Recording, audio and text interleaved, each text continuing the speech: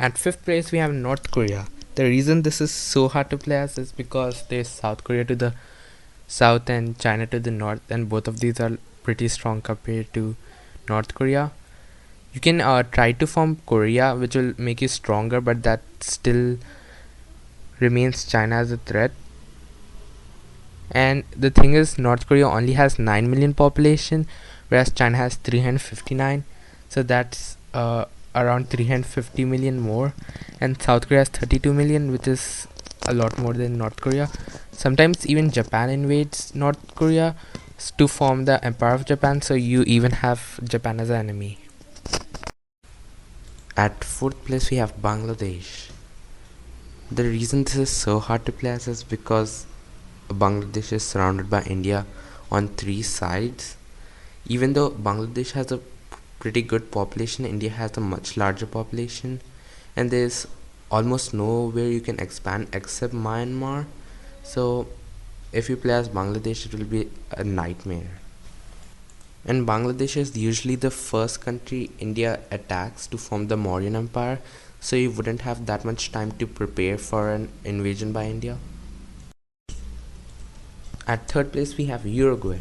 The reason this is a nightmare to play as is because you have Brazil to the north and Argentina to the south, and both of these are pretty big countries with enormous populations, especially Brazil.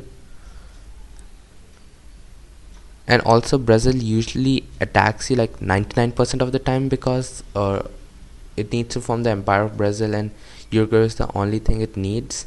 And also sometimes Argentina attacks you, which is like you need to fight a war at two fronts, and there's nowhere else you can expand because there's a ocean for thousands of kilometers. At second place, we have Austria. Austria is located in the middle of the most chaotic continent in Rise of Nations, which is Europe, and it is surrounded by many strong countries such as Germany, Italy, and then there's Hungary, which is kind of a minor threat, but it still attacks you most of the time, and sometimes even Poland attacks you if it expands. And Austria is landlocked, so there isn't any way you can go by sea, so you have to defeat your rivals, which is going to be really hard, especially Germany, which has much more population than you, so you can't even spam. And also the Austrian territory is mountainous. At first place, we have the land of the Mongols, which is Mongolia. The thing with Mongolia is there's China to the south and Russia to the north, and both of these are extremely large countries with huge populations. And Mongolia doesn't have that big of a population. Actually, it has a really small population of just 1 million, so you can't counterattack them. And usually, China attacks you first to form the Qing dynasty, so it would be even harder to defend because it's China and it's like the spam god of the game.